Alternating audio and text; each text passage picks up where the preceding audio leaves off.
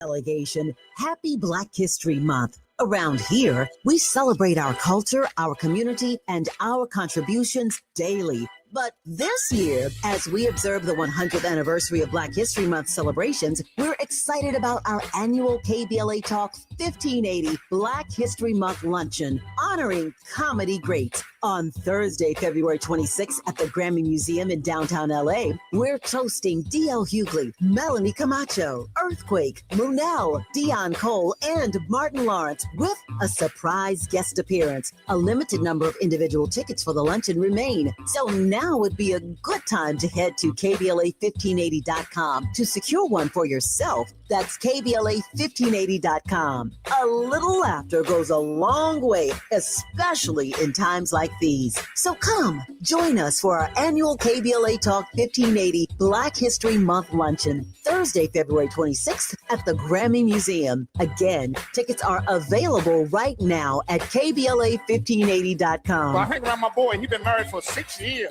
Videotaped his wedding day, never watched it. Now and every day he watch it every day, but he watch it in reverse. Because he said he loves seeing himself take that ring back off of that finger. Walking back down that aisle, just waving at her ugly mother down the church, getting back in the limo, back at the bachelor party. Look how happy I was.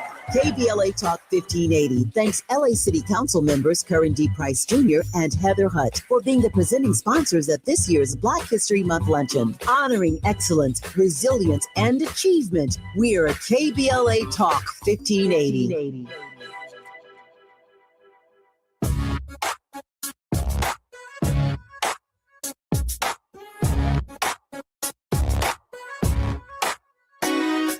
Jesse Jackson Jr. Show. Oh, oh, oh, oh, the Jesse Jackson Jr. Show.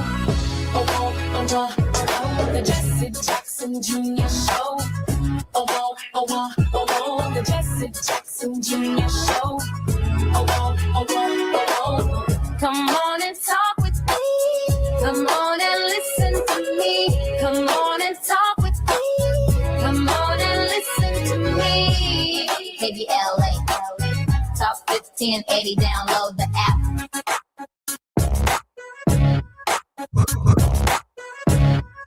I'm Jesse Jackson. Looking forward to the Jesse Jackson Jr. Show on KBLA Talk 1580. Today is February 17th. And normally during Black History Month, I would lay out all of the amazing accomplishments that African Americans have accomplished, at least for a few individuals that matter in the history of African Americans and in the history of the United States and the history of our world. But this day, unlike other days, will go down in history as a milestone, a turning point in my own life, the death of the Reverend Jesse Jackson, the death of my father. And I can't think of a higher moment at this hour than celebrating his life. I want to thank Tavis Smiley, my boss, for his willingness to dedicate the last 3 hours of his show surveying, excavating the life of Jesse Jackson, what he meant to all of us, the body politic, to our world, to humanity, and the spirit that encompassed who he was. It's really, really hard for me to talk about my dad as a was, because for the 60 or so years that I've lived, he's always been an is and not a was. But I can't think of a person more worthy of reflection. I began part of that reflection in the previous hour with Tavis Smiley, and due to a technical difficulty, Tavis was unable to, I was unable to finish the conversation. But I want to welcome our very special guest to the show, none other than one of the great voices in the history of radio and the great voices in the history of our leadership, Tavis Smiley. Tavis, welcome to the Jesse Jackson Jr. Show. Jesse, I'm always honored to be in conversation with you. And let me just start by saying on behalf of this station and all of us who love and work alongside you and support you, that our sincerest and deepest condolences go out to you, to Miss Jackie, and to the entire Jackson family on the loss of your precious father.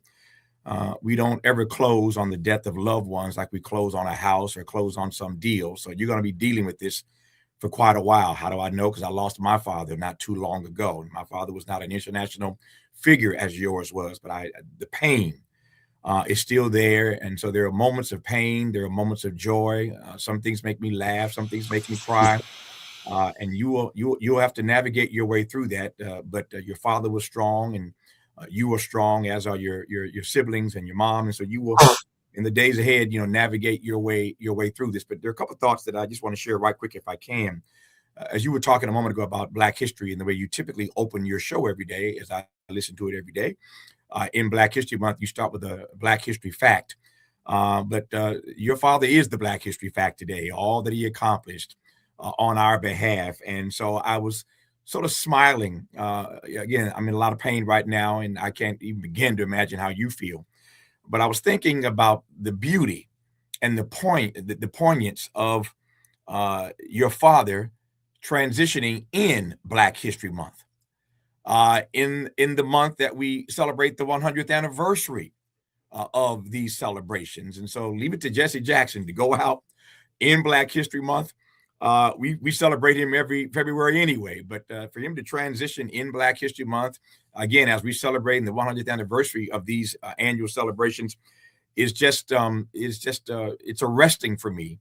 And you didn't get a chance to hear what I said at the end of my hours. I want to just repeat it so that you can hear it. I know the audience heard it. But I said that the greatest compliment that I could ever pay your father, the greatest tribute, is that he loved his people. Jesse L. Jackson Sr. loved us, and he served us.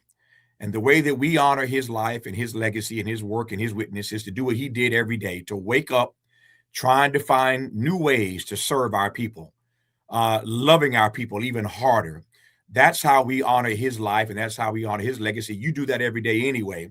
But I am so blessed to have lived in this era where I got a chance to know your father. I couldn't imagine as a kid having ever met Jesse Jackson, but to have met him and to have known him and to have befriended him, and then to have the honor of working alongside his son on this radio station. I mean, I am blessed beyond measure by my association with the Jackson family. You know, I love your mother dearly.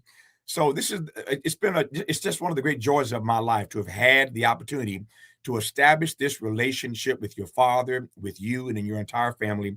And so our thoughts and prayers are with you, man. I just wanted to come on just to share that and to say that to you directly. I appreciate that, Tavis. And you know exactly how my father felt about you and your leadership. And I was so grateful that you offered me this opportunity. You've offered members of my family this opportunity to grow, to share, to learn from you and your unique genius in this radio space. I know that we're coming forward in just a moment. Tavis, I hope you can hang around with me for just a few more minutes after the break. I do want to share some insights that may not have been covered in the media about his life, about the person that he was, about what drove him.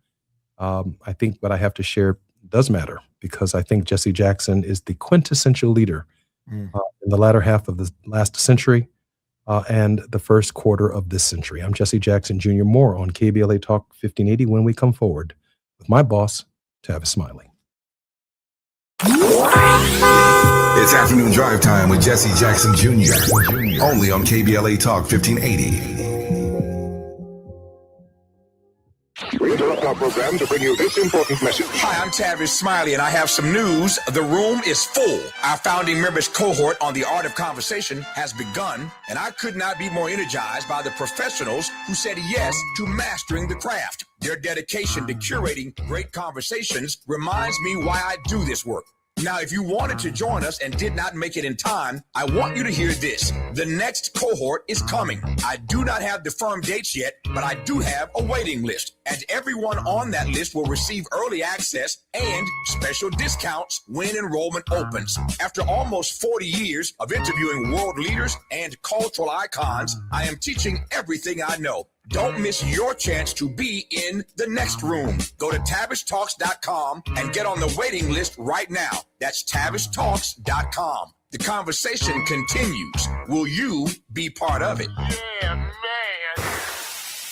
And we're live here outside the Perez family home, just waiting for and there they go. Almost on time this morning. Mom is coming out the front door strong with a double-arm kid carry. Looks like Dad has the bags. Daughter is bringing up the rear. Oh, but the diaper bag wasn't closed. Diapers and toys are everywhere. Ooh, but Mom has just nailed the perfect car seat buckle for the toddler. And now the eldest daughter, who looks to be about 9 or 10, has secured herself in the booster seat. Dad zips the bag closed, and they're off. But looks like Mom doesn't realize her coffee cup is still on the roof of the car. And there it goes. Oh, that's a shame. That mug was a fam favorite. Don't sweat the small stuff. Just nail the big stuff, like making sure your kids are buckled correctly in the right seat for their age and size. Learn more at nhtsa.gov/the right seat. Visit nhtsa.gov/the right seat. Brought to you by NHTSA and the Ad Council. If you owe back taxes, listen carefully to rule number 1. Never go up against the IRS alone. They're cracking down, freezing bank accounts, garnishing paychecks, canceling passports. Even your home or business could be at risk. But here's what they don't tell you. The IRS has powerful tax relief programs that could save you thousands if you qualify. That's why smart people call Optima Tax Relief, America's #1 tax resolution firm. Nobody knows these programs like the experts at Optima. Their team of tax attorneys and licensed professionals have resolved over $2 billion in tax debt for people just like you. The IRS is not stopping, so don't wait. And don't take them on alone. For tax help you need, for tax help you can trust, call Optima today for a free consultation. Call 800-919-9077. 800-919-9077. 800-919-9077. Optima Tax Relief. Some restrictions apply. For complete details, please visit OptimaTaxRelief.com. Now back to more of Jesse Jackson Jr. on KBLA Talk 1580. The Jesse Jackson Jr. Show. The Jesse Jackson Jr. Show. The Jesse Jackson Jr. Show. The Jesse Jackson Jr. Show. King Volley, drop the beat. Come on and talk with me. Come on and listen to me. Come on and talk with me. Come on and listen to me. KBLA Talk 1580. I'm Jesse Jackson Jr. Welcome forward to the Jesse Jackson Jr. Show on KBLA Talk 1580. My very special guest is none other than the great Tavis Smiley. Tavis really needs no introduction. Tavis, welcome forward to the show. Glad to be with you, man. Glad to be with you on this very somber but special day. Let me share with you what yesterday was like. Yesterday, I received a call about a candidates forum in the 2nd Congressional District that I was supposed to appear at yesterday evening. Mm-hmm. And the candidates forum had been moved from yesterday evening to between 11 and 1 o'clock yesterday morning into the afternoon. And I had to rush from the show to get from the candidates forum to the show. And that's the context of yesterday's show. I got here just in time, and I was grateful for that. But something in my spirit told me that I needed to be with Dad. So at 4 o'clock after the show, I changed clothes and went to my parents' apartment on Crandon, 6701 Crandon, here in the city of Chicago. And Dad's breathing was labored. He obviously was incapacitated, but he was still with us. And so my brothers and sisters, and we laughed and we joked. And of course, my mother, Jacqueline Jackson, was holding court and going off on everything that's happening in the world and all of that. And Dad looked very withdrawn, very tired, but his breathing was pronounced. There was something that was profoundly wrong. My little sister Jackie was there with her boyfriend, and Gina was there with me, and Dr. Arnold, who's a very close and dear friend of ours, was with us as well. As it wore into the evening, the only people remaining at the home was my mother, myself, to provide care, along with Gina and Jan Camps. And I fell asleep on the couch right next to Dad. Was prepared to stay there all night with him, as I've done for the course of this particular phase of his life, or some nights, 3 nights a week. So it was my turn. None of my siblings were there. They had all left. And about 12:35 this morning, I heard a gasp. That's how close I was to Dad. And it was a deep and a long gasp. Loud and long enough to wake me up. So I went over to check on him, and I didn't sense any movement. And I said, something's wrong. So I went to the restroom, Came back out and I checked on him again. And I didn't know quite what was going on, but I went over to Jan and I said, Jan, did you hear that? And she said, I did hear that. And she peeked around the corner and I said, something's not right here. I then went over to wake up my mother and I said, Mom, wake up. Something's not right here. I'm not hearing Dad. And she opened one eye and said, he'll be all right. I'll talk with him in the morning. I said, Mom, Dad's not breathing. Mom got up. We went over. Mom grabbed her husband. She looked at him very carefully. And she said, it's happened. Dad's gone. I said, Dad's gone? I said, what do you mean Dad is gone? Dad's gone. She then went and started reaching out to the caregivers who at 1:30 in the morning began arriving at the house. And she reached out to Chris Hodges and to others in the mayor's office in the city of Chicago who wanted to be notified immediately if anything had changed in his condition. The caregivers came, and at 1:52 a.m. this morning, they declared that Reverend had passed, that he was deceased. Reached out to Yusef and to Jonathan and to all of my siblings who, by 2:15 in the morning, all of them had arrived, and we all began crying and praying and trying to hold the pieces of our family together, and everyone was breaking down, and I couldn't believe it. By about 3 o'clock in the morning, Mom reached out to Spencer Leak, the Leak family, when we first came to Chicago in the late 60s and early 70s. Essentially a destitute family. My father had 3 children and my mother at that time. And they gave us a place to stay in an apartment over on Ridgeland Avenue in the city of Chicago. The Leak family are prominent funeral directors here in the city of Chicago. Spencer Leak, his mother, his wife, all came after Reverend had been pronounced deceased. We began the process of cleaning up our father and putting fresh clothes on him, fresh pajamas. And then we prepared his body, prayed over it again.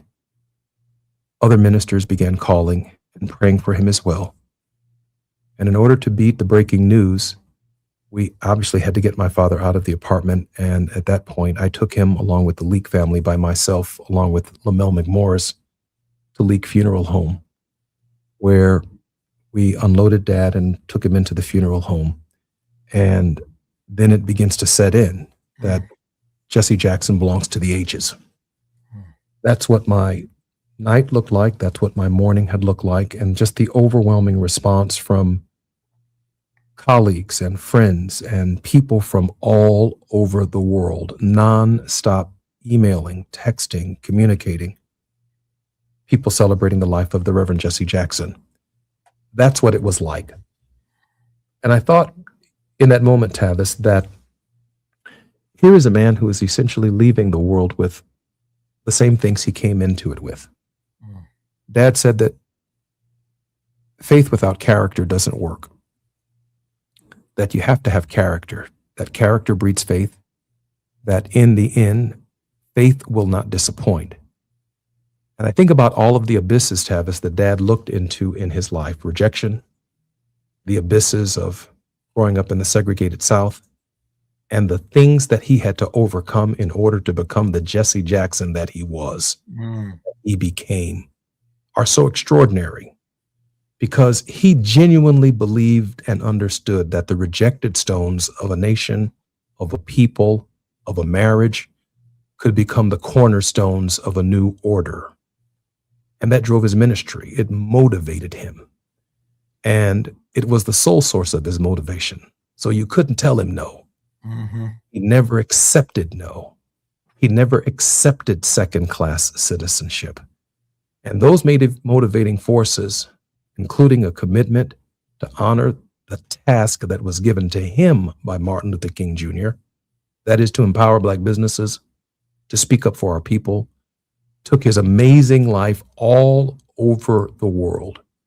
And so in a real sense, we don't celebrate someone who is known for being a billionaire or known for being a Bitcoin collector or someone who prided themselves in the things that they had. My dad had a few pair of shoes. He was always fairly sharp and always appropriate.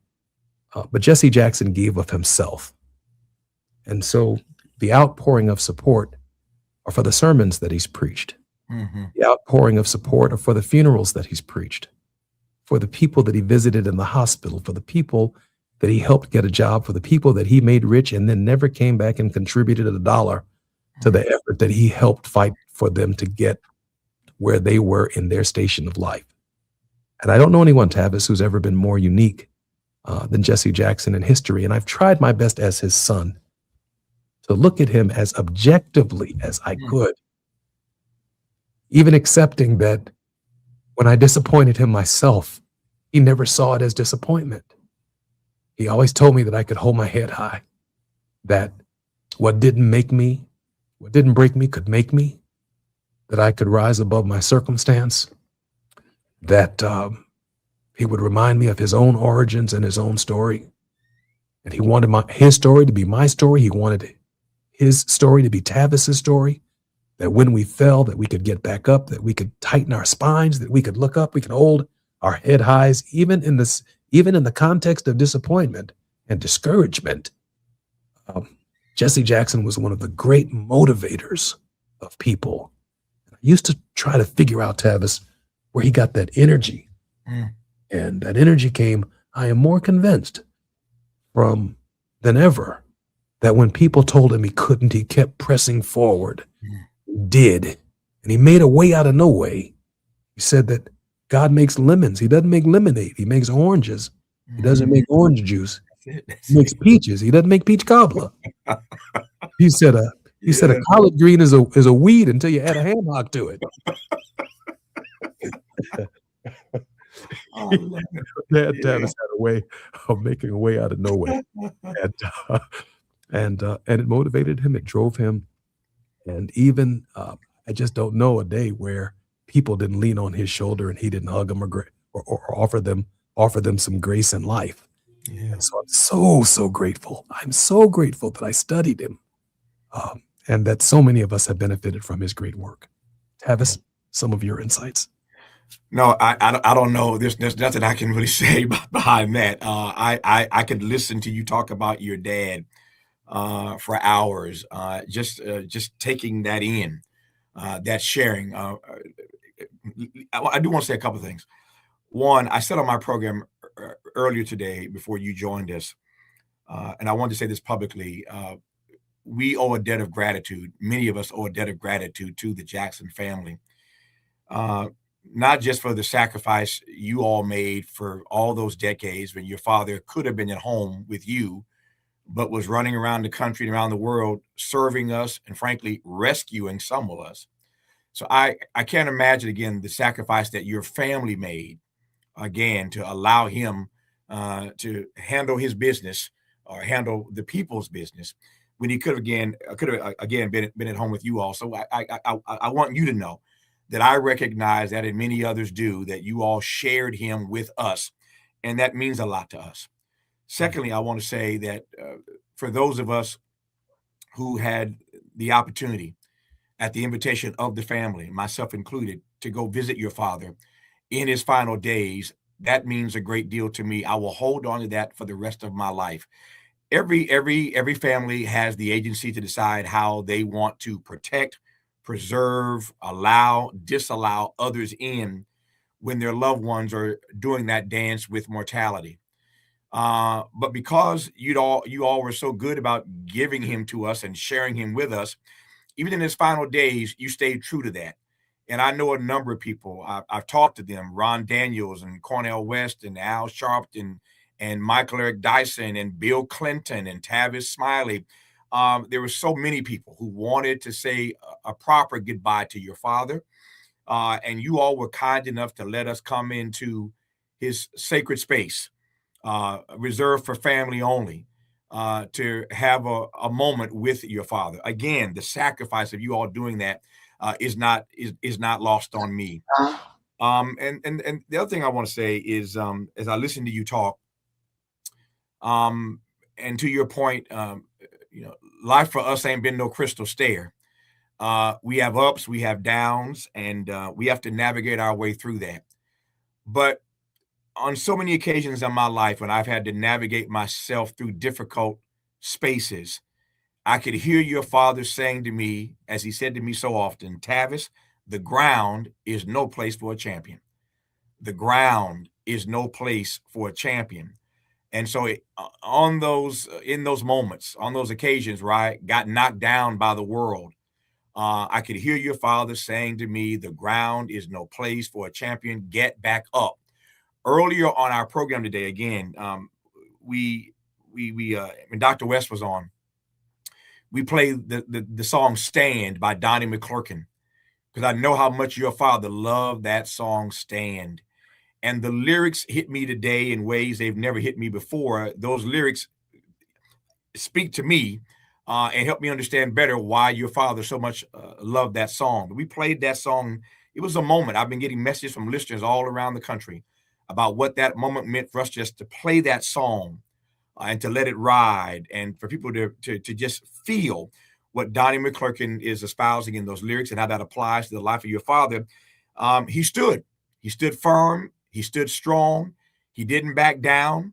Dr. King, his hero, always said, when you straighten your back up, you're going somewhere, because a man can't ride your back unless it's bent. And so I just celebrate your father in so many ways. And today's just the first day. There'll be many more celebrations, many more conversations on my show and other shows around this country and around the globe. But I hope finally that you and your family feel the outpouring of love that so many of us have for what your father did in sacrifice to us. I hope that buoys you in some way, even in a very, very difficult moment like this, Jesse. You know, Tavis, I really appreciate that. And I want to thank you for giving me this opportunity on KBLA, because Dad used to listen to our show. He listens to your show. He was proud of the work that you were doing. And, you know, I could talk about him. I could talk about him all day. I got some pretty funny things I want to share when we come forward. I'm Jesse Jackson Jr. I'm on the show today with my boss and my very good friend, Tavis Smiley. More when we come forward on KBLA Talk 1580. It's afternoon drive time with Jesse Jackson Jr. Only on KBLA Talk 1580.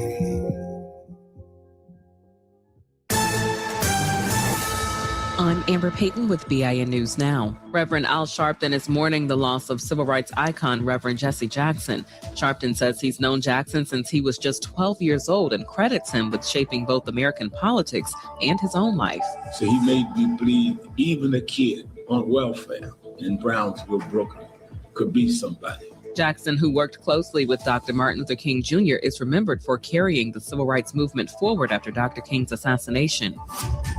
Former President Barack Obama says there's still one person he hopes to meet, Pope Leo XIV. The Chicago-born pontiff and the first pope from the U.S. has never met the 44th president. Speaking on the No Lie podcast, Obama says he's looking forward to a future meeting. And actor Coleman Domingo will receive the President's Award at this year's NAACP Image Awards, honoring his distinguished public service and cultural impact. Get BIN News Now on demand 24/7 on the iHeartRadio app. Escape the confines of the city for the expansive beauty of the Santa Ynez Valley with a short 2-hour drive up the coast. Let Chumash Casino Resort be your destination getaway. Welcome to freedom. Go to chumashcasino.com. Gambling problem? Call 1-800-GAMBLER. This is the KBLA Sports Minute with Ray Richardson. A couple of sports questions come up as people around the world remember the life and legacy of civil rights icon Reverend Jesse Jackson Sr. What if the San Francisco Giants had offered Jackson more than $6,000 in 1959 to sign a minor league baseball contract? Jackson was a standout pitcher at Sterling High School in Greenville, South Carolina.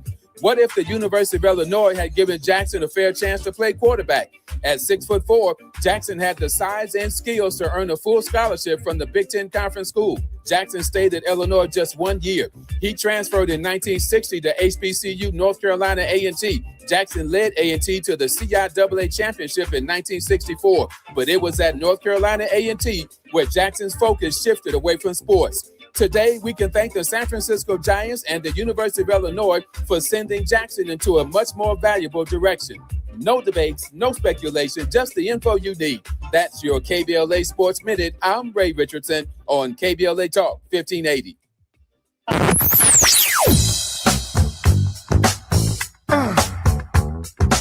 This is KBLA Talk 1580. Talk radio. That's music to your ears. We're unapologetically progressive. KBLA Talk 1580. We've got a lot to talk about. Hi, I'm Zoe Williams, aka the Voice of Reason, encouraging you to join me weekdays from 7 to 9 p.m. for the world's most intriguing relationship radio roundtable. Every night, I facilitate and encourage our loyal listeners to participate in the most engaging relationship discussions you'll hear anywhere. So make it a point to rendezvous with me, Zoe Williams, the Voice of Reason, Monday through Friday, 7 to 9 p.m. Pacific Standard Time. Trust me, your relationships will never be the same. The VOR is on fire tonight. Unapologetically progressive. KBLA Talk 1580. We've got your black.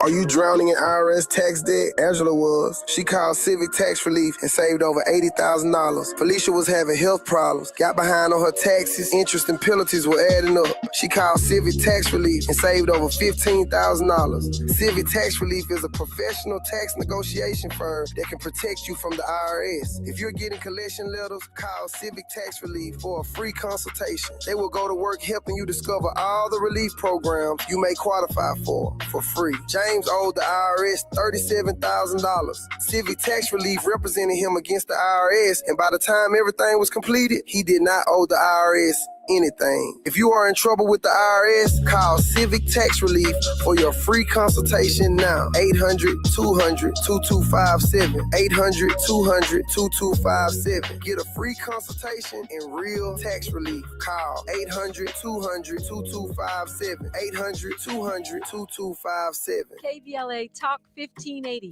connecting you with the world. African Focus Incorporated is a community-based organization whose mission is to bring Africans and African Americans together, lead charitable initiatives on the motherland, and educate people from all walks of life on the beauty, legacy, and opportunity of Africa's 54 nations. And it's that time once again when African Focus is teaming up with KBLA Talk 1580 for our 8th annual African Focus Trailblazers Tour. Travel with us in 2026 when we're headed to the Southern African nations of Zambia and Botswana for a historical, cultural, and vacation tour led by me, Dominique DePrima, Cultural Ambassador for African Focus Incorporated. Enjoy luxurious accommodations, conscious fellow travelers, shopping, adventures, cultural tours, wildlife safaris, and a giant waterfall, one of the world's 7 wonders, along with a chance to be of service at an orphanage on the continent. Become an AFI trailblazer by exploring the motherland with a nonprofit organization that has members in Africa and America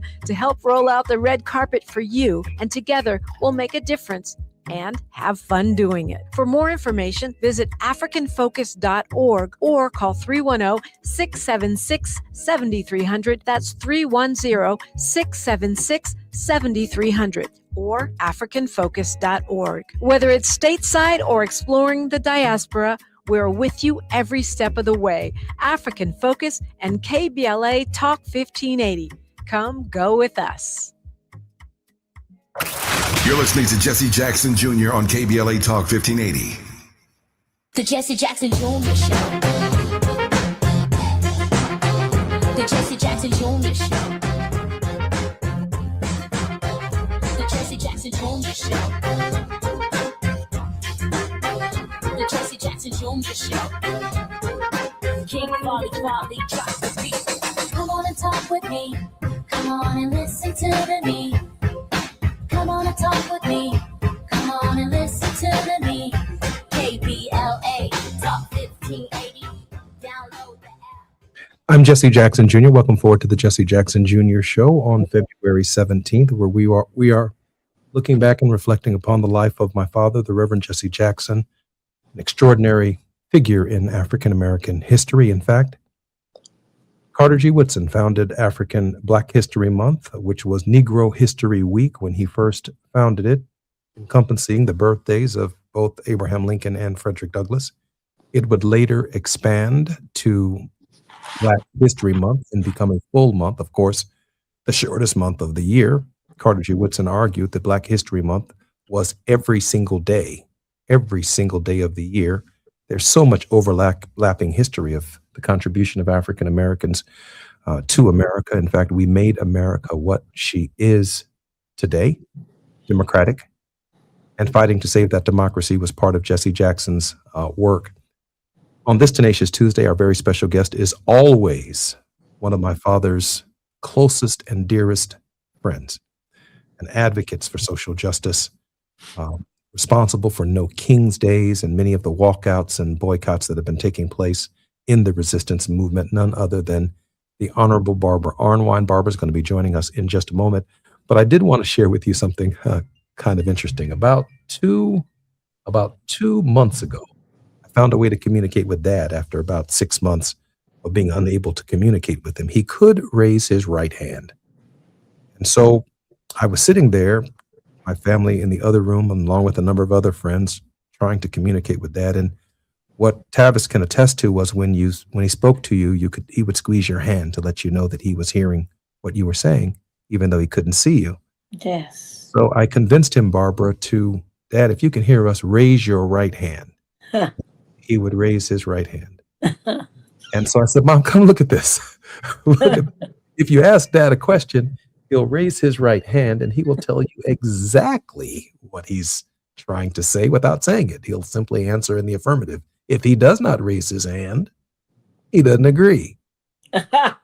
So I said, Dad, if you are tired of sitting or laying in a room in the dark, listening to Mom and all of her conspiracy, you raise your right hand. He lifted his right hand over his head. And then I said, Dad, if you are tired of Mama shouting at you in your current condition, will you raise your right hand? You raise his right hand. Dad, if you are tired of Mama blaming all of the problems that's going on in the world on you and what the Negro people ain't doing, will you raise your right hand? He raised both hands. I said, Dad, listen, Dad, if you would like to get up out this bed and go to push and just sit behind your desk, would you raise your right hand for at least 8 hours a day just to get out of all of this that's going on in this? And he raised both hands. And my mother came over to me and said, I really didn't appreciate that. She gonna make him earn these 64 years by making him listen. You gonna sit here and listen. You ain't gonna run out of here and go to Syria. You ain't going to Cuba. You ain't going nowhere else in the world. You're gonna sit right here for the next however long. You're gonna hear my point of view. So, I love it. Barbara, Jesse Jackson was your great friend. Share with us some thoughts about his passing in this hour. It's been hard. I just, last night, and everyone, it was, around 2 when I found out in the morning Eastern. And I didn't know what to do, frankly. There's sometimes you're so stunned, and it doesn't matter how you prepared for this. I mean, no matter how you prepare, you're not really ever really emotionally and psychically, prepared. And so when I found out for sure and knew that he was gone, I went to my Bible and I pulled out the passage, Jesus wept. And it was so just invigorating to be reminded that a resurrecting Savior who knew that he could restore the life of Lazarus. Nevertheless, when he was troubled in spirit, it said, and then Jesus, he wept. And it didn't say he sobbed. It didn't say he cried out. It said he wept. And it was to remind us that death is a special kind of loss. And that that is so stinging that even Jesus wept, knowing he could and would resurrect Lazarus. It's a reminder to us that it's okay to let go and to weep and to rejoice that you had a life that was that special. Your dad was amazing. There is no one like him. He's irreplaceable. He's so iconic. He's just, and I know he was dad to you, but to so many of us, he would say to me, I would say, hi, Reverend Jackson. And you know what he would say to me? I'm your brother. I'm your brother. That's what he loved to say. And he meant it. He was a friend, a protector. He was just, so brilliant, so bold, so creative. I just don't know where to start or where to end other than to say, like so many in this world, I loved him deeply.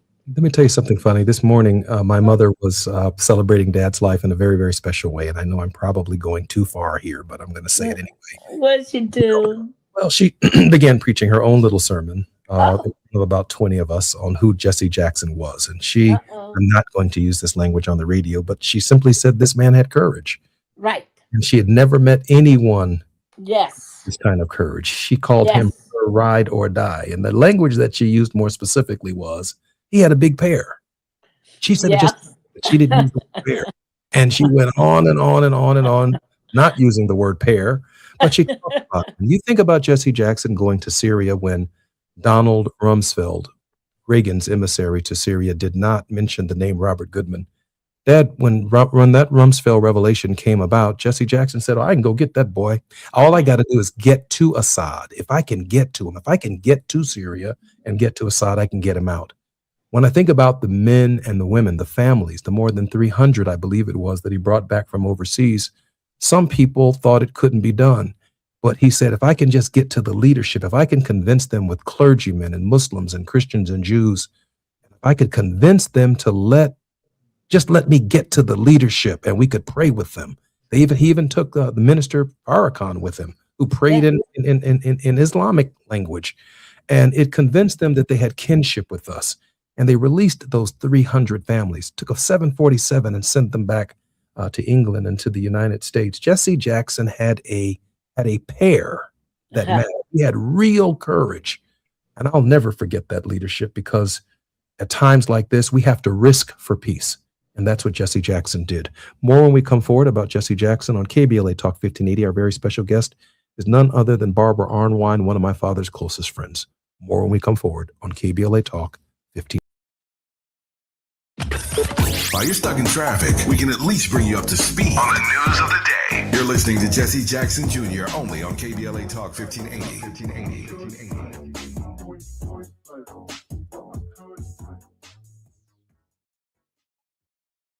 Getting around LA doesn't have to cost a lot. Metro has fares that fit every budget. 20 free rides for qualified riders through the Life Fare program. Free passes for students with GoPass, and affordable options for everyone in between. Wherever you're going, Metro's got you covered. Visit metro.net/fare programs.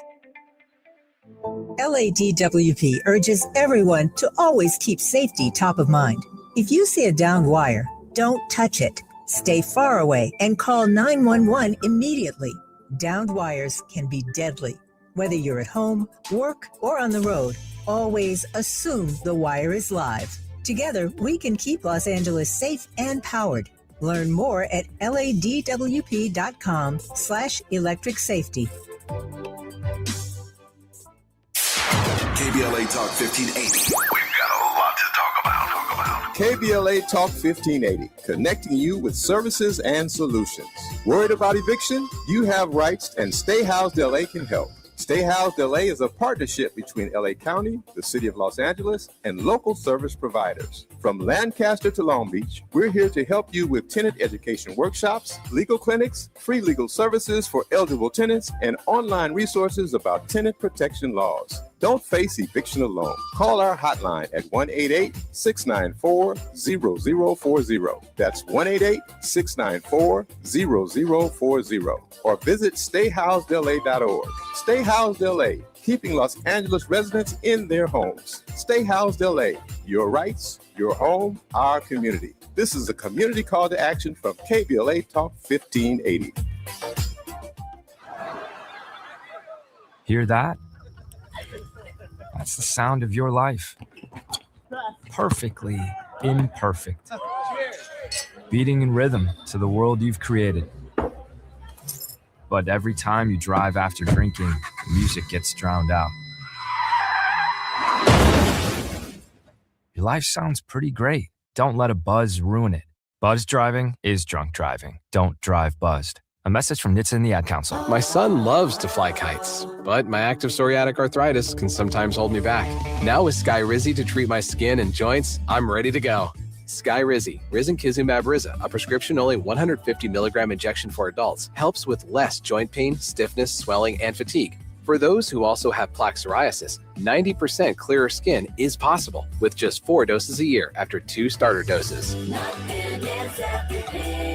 Don't use if allergic to Skyrizi. Serious allergic reactions and an increased risk of infections or a lower ability to fight them may occur. Before treatment, your doctor should check for infection and tuberculosis. Tell your doctor if you have an infection or symptoms such as fever, sweats, chills, muscle aches, or cough, or if you plan to or recently received a vaccine. With Skyrizi, there's nothing like clearer skin and better movement, and that means everything.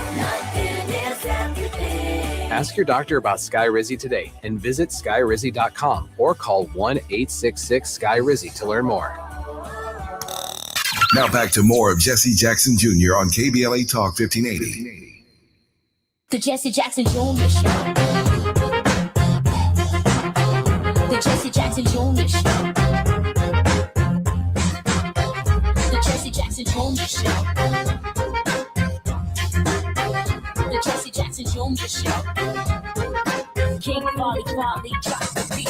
Come on and talk with me. Come on and listen to me. Come on and talk with me. Come on and listen to me. KBLA Talk 1580. Download the app. I'm Jesse Jackson Jr. Welcome forward to the Jesse Jackson Jr. Show on what is an extremely difficult day for me, February 17th, 2026. I lost my father at 12:35 a.m., sometime between 12:35 a.m. and 12:37 a.m. He stopped breathing and triggered a series of events of reflection in our lives, and sadness and sorrow, and also extreme gratitude for the people that came into contact with our father's life more than we'll ever know, because we spent Fridays, Saturdays, and Sundays with our dad, but he was back on the road, traveling millions of miles, speaking hope into the less fortunate, the left behind, the damned, the disinherited. He referred to them in his Democratic Convention speech. I want to take this opportunity before I go back to Barbara Arnwine, who will be with us in the next hour. My mom has been an amazing partner and caregiver, along with my siblings and a team of caregivers over a decade for my dad. Even as evidence last night, people came when we were called, when they were called, and I'm so proud of how brave my mom has been, in tandem with the bravery, courage, fight, perseverance my dad had to his very last breath. The great Jesse Jackson is no longer with us. He now belongs to the ages. And going forward, of course, is the question, what are we going to do? No one person can fulfill the shoes of Jesse Jackson. It will take a lot of people to be one Jesse Jackson. A lot of people are doing his work, not only in elective office, And there will be a lot of reflection over Jesse Jackson running for president in 1984 and 1988. He didn't start in 84 and 88.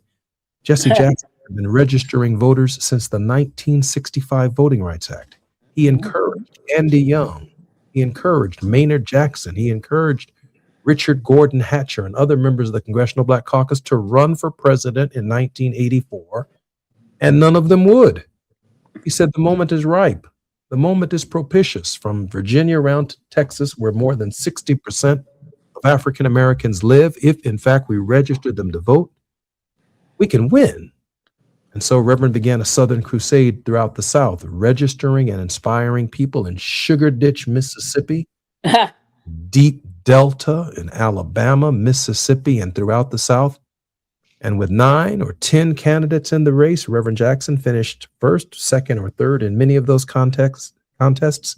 And he laid the stage not only for Barack Obama and for African Americans like Raphael Warnock and others to win their seats in the United States Senate. He also laid the stage for county officials and state representatives. He served as a national beacon of light for hope and opportunity. He brought farmers into the process. He brought agricultural workers into the process. He did not believe there was such thing as an illegal human being. So he would stand up for immigrants in this nation.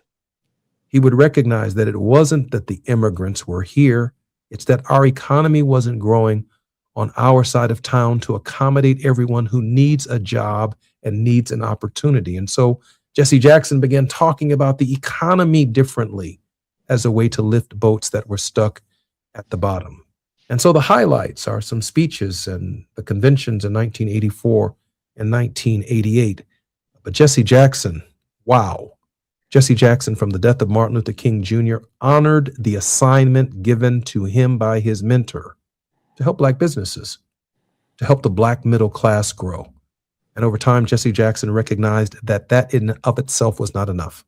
People deserved the right to health care of equal high quality. Yes, Obamacare, but Obamacare and the Single Payer Act is not enough. Every American should have a floor beneath which no one is without health care. He believed every person should have a job, earning a wage that made it sufficient for them to provide for their families and have savings. He believed that. He believed that not because it was political, but because it was in the moral code that our harmony and tranquility as a nation, people coming together, was tied to how well this country was doing, whether it was in Texas, California, the state of Illinois, whether it was in New York, whether it was in a barrio ghetto or a trailer park. Every American, by virtue of the fact that they were a human being, had rights and privileges as children of God that they deserved. And I can't tell you how proud I am of this man on this occasion as the nation turns its attention to the contribution of Jesse Jackson. And Barbara, just before because I know you're going to be with me in the next hour, I do want to say this. Yes. Confidentially, but not so confidentially now, Jesse Jackson did everything he could to make Donald Trump better. Now, He tried. us may laugh at that because it can't be done, but he tried. Making America great again is a slogan. It also comes with a pretty mean spirit from those of us who've been rejected and left outside of some of the callous nature of the administration itself. But Jesse Jackson tried his best to get Donald Trump to become better, to share with him that he had moral obligation and a moral authority, the moral authority to do right by people who've been left behind, to reenfranchise not just the people that he supported, but to reenfranchise everybody who finds themselves in second-class citizenship. Jesse Jackson's last letter to President Donald John Trump was about 70 million people who needed exactly what Abraham Lincoln did for the slaves, the right to restore their lives. And he wrote them a lengthy letter, especially for 70,000 medical professionals who made a technical error in their judgment and can no longer practice medicine again simply because the Democratic Party nor the Republican Party will turn to their forgiveness. Dad fundamentally believed that at the end of all of the great political debates and fights, when he spent time at the bedside of Hubert Humphrey before he died, he asked Hubert Humphrey, what is the sum of it all? What is the sine qua bonum of it all?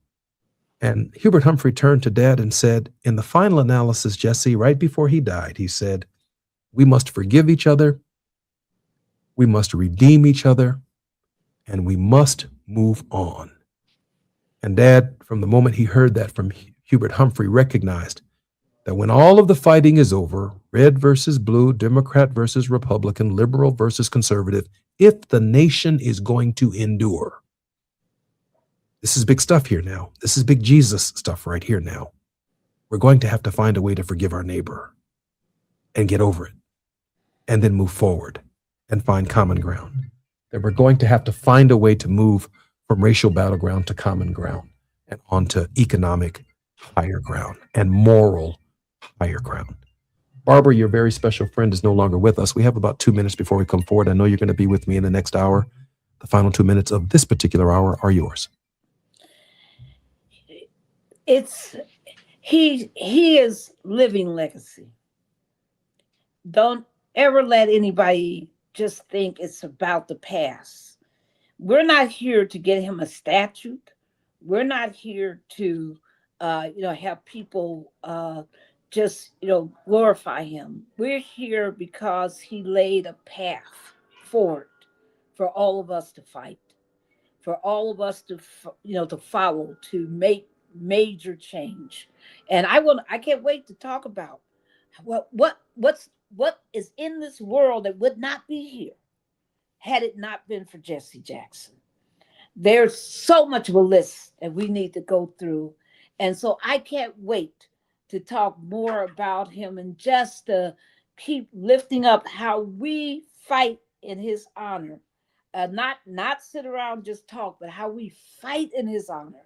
Can't wait. Thank you. I try my best most of my life to live up to the name of Jesse Jackson. And those of you who may be learning about Jesse Jackson for the first time on this show in a deep, emotionally intense and vulnerable way, it's impossible. My shortcomings are largely tied to what I couldn't accomplish from my perspective in his eyesight. He was very proud of me, and I'm very proud of him, and I'm very proud and grateful that God sent him my way. More when we come forward on KBLA Talk 1580. KBLA 1580 Santa Monica. I'm Amber Payton with BIN News Now. Reverend Al Sharpton is mourning the loss of civil rights icon Reverend Jesse Jackson. Sharpton says he's known Jackson since he was just 12 years old and credits him with shaping both American politics and his own life. So he made me believe even a kid on welfare in Brownsville, Brooklyn, could be somebody. Jackson, who worked closely with Dr. Martin Luther King Jr., is remembered for carrying the civil rights movement forward after Dr. King's assassination. Former President Barack Obama says there's still one person he hopes to meet, Pope Leo XIV. The Chicago-born pontiff and the first pope from the U.S. has never met the 44th president. Speaking on the No Lie podcast, Obama says he's looking forward to a future meeting. And actor Coleman Domingo will receive the President's Award at this year's NAACP Image Awards, honoring his distinguished public service and cultural impact. Get BIN News Now on demand 24/7 on the iHeartRadio app. Escape the confines of the city for the expansive beauty of the Santa Ynez Valley with a short 2-hour drive up the coast. Let Chumash Casino Resort be your destination getaway. Welcome to freedom. Go to chumashcasino.com. Gambling problem? Call 1-800-GAMBLER. This is the KBLA Sports Minute with Ray Richardson. A couple of sports questions come up as people around the world remember the life and legacy of civil rights icon Reverend Jesse Jackson Sr. What if the San Francisco Giants had offered Jackson more than $6,000 in 1959 to sign a minor league baseball contract? Jackson was a standout pitcher at Sterling High School in Greenville, South Carolina. What if the University of Illinois had given Jackson a fair chance to play quarterback? At 6'4", Jackson had the size and skills to earn a full scholarship from the Big Ten Conference School. Jackson stayed at Illinois just 1 year. He transferred in 1960 to HBCU North Carolina A&T. Jackson led A&T to the CIAA championship in 1964, but it was at North Carolina A&T where Jackson's focus shifted away from sports. Today, we can thank the San Francisco Giants and the University of Illinois for sending Jackson into a much more valuable direction. No debates, no speculation, just the info you need. That's your KBLA Sports Minute. I'm Ray Richardson on KBLA Talk 1580. We interrupt our program to bring you this important message. Hi, I'm Tavis Smiley, and I have some news. The room is full. Our founding members cohort on the art of conversation has begun, and I could not be more energized by the professionals who said yes to mastering the craft. Their dedication to curating great conversations reminds me why I do this work.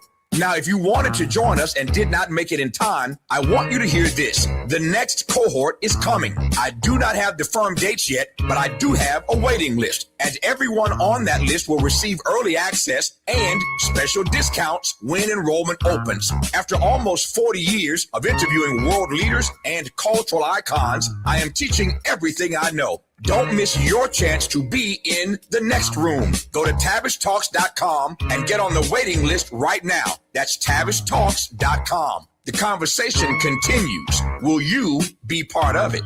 Yeah, man.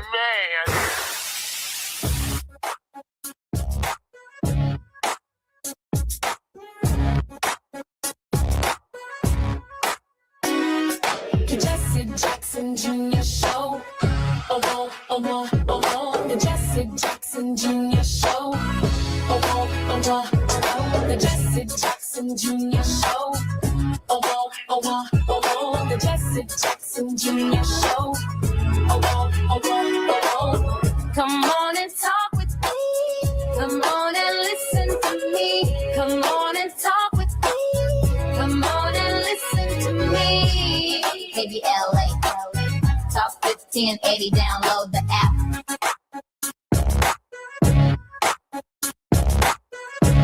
Jesse Jackson Jr., welcome forward to the Jesse Jackson Jr. Show on KBLA Talk 15. It's Tuesday on the Jesse Jackson Jr. Show on this 17th day of February of Black History Month.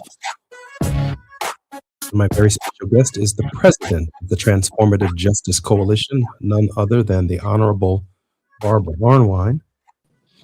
And Barbara, before I bring on our other guest who will be joining us as well momentarily, you know, I was thinking during the break while I was composing myself that they said my dad never had a job.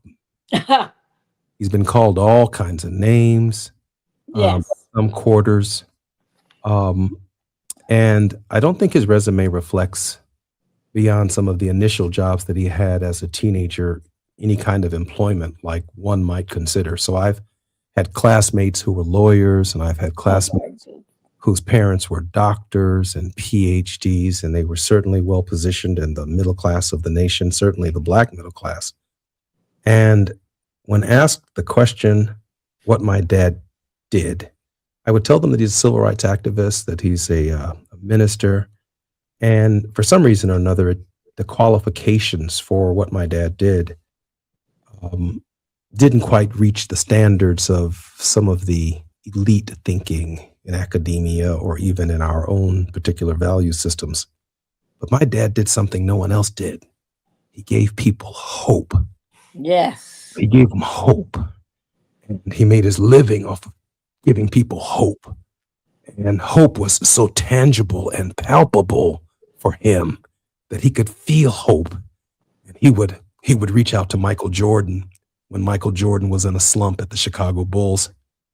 He would tell Michael that the ground was no place for a champion. I think Michael Jordan came out of that slump after having listened to a sermon by Jesse Jackson, a private sermon by Jesse Jackson, scored about 40 points that night. He told him that the ground was no place for a champion. I remember him. There you go. Speaking with Larry Holmes and other boxers before they get in the ring, and Muhammad Ali and others, and motivating them. He was a kind of hype man to make them feel and share with them that they were not just carrying the burden of an athletic giant. They were also carrying the burden of a people. Man, my dad knew Joe Louis. He knew Jesse Owens. In fact, Jesse Owens's funeral and Joe Louis's funeral. And so he talked about the hope that they gave him as a young child growing up when Joe Louis knocked out Max Schmeling. And he talked about the hope that Jesse Owens, standing up to Hitler and to fascists. Yes. Jesse Owens came back and said he couldn't even not only could he not shake Hitler's hand, Hitler didn't want to shake his hand. He said Franklin Delano Roosevelt didn't want to shake his hand either. So he had those conversations with Jesse Owens. And so I'm just so grateful, Barbara. I know that you have a litany of thoughts about Jesse Jackson. Take your time. No, first of all, thank you. I hope your whole family knows how much it meant to us that you shared him with us. And he could not have been the man he was without a family that supported him so amazingly. And look at the fruit of his tree. As you and I have been talking on this show, and as you're paying tribute to your dad, with all your amazing accomplishments, all the brilliance you brought into this thought around voting rights and everything, the challenges you've given us. I was also reading Yusef. He was blowing up my phone. I was just blowing up because despite what's going on, Yusef is planning to take buses, loads of people to Selma. Isn't that something? You said 6 buses confirmed. Six buses confirmed of people that he's taking to Selma for the commemoration of the march across Selma. I think sometime between the 5th and the 10th of. Yes, it's gonna be the 5th and the 9th. It's the 5th through the 9th. Yes, 5th through the 9th. Yes. And we're marching across that bridge on the 8th. And I just can't get over. I mean, he is doing that work in the middle of all of this, sorrow and mourning. I mean, I'm reading the statements, people are, mourning, they're distraught, and his children, like you, are doing the work. It says miles about who he is. One of the things that I want to talk about that very few people think of is that without Jesse Louis Jackson Sr., all of these Black women candidates, all these Black women politicians that you see wouldn't exist. You see, he broke the mold. He was the mold breaker. In the 60s, Black women, as accomplished as so many were not given their due in the movement. They were not put on the front lines. They were relegated to the kitchens, even when they were brilliant, and were doing all the strategy and making all the difference. Because when he came to Operation Breadbasket and got to meet and work with the amazing Addie Wyatt, got to work with the amazing Winnie Burroughs, because he married Jacqueline Jackson, who became his wife, Jackson, because he had strong women. He wasn't afraid of strong women. That wasn't part of his identity. Keeping women down was not part of his identity. In fact, he was the exact opposite. He lifted women up. Think about it, folks. Alexis Herman, Jesse Jackson mentee. Think about it. Donna Brazile, Jesse Jackson mentee. I'm going to let you go right through that list of mentees as soon as we come forward on KBLA Talk 1580. This is our Tenacious Tuesday with none other than the president of the Transformative Justice Coalition, Barbara Arnwine. More when we come forward in just a moment. It's afternoon drive time with Jesse Jackson Jr. Only on KBLA Talk 1580. What's up? What's up? What's up? We got to laugh the pain away.